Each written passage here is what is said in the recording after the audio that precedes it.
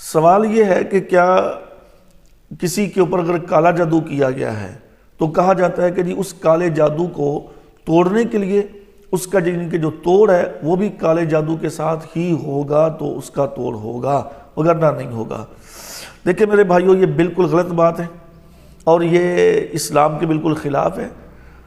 رسول اللہ صلی اللہ علیہ وسلم پر جو جادو کیا گیا تھا لبید بن عاصم یہودی نے کیا، وہ کون سا جادو تھا؟ وہ یہی تھا جس کو آج اپنی زبان میں ہم کالا علم کہتے ہیں، کالا جادو کہتے ہیں۔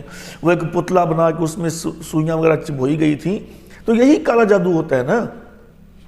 تو نبی صلی اللہ علیہ وسلم نے اس کا پھر علاج کیا کیا تھا؟ نعوذ باللہ، کسی کالے جادوگر سے اس کا علاج کروایا تھا؟ نہیں، آپ نے اپنے آپ پہ دم کیا، جبریل نے آپ کو دم کیا، اللہ نے آخری 2 صورتیں نازل فرمائیں۔ تو اس لیے یہ سوچ رکھنا، اکثر لوگوں کی یہ بات سننے میں آئی ہے کہ جی فلاں بندے پہ جادو ہے، انہوں نے بڑا جادو کا علاج کروایا۔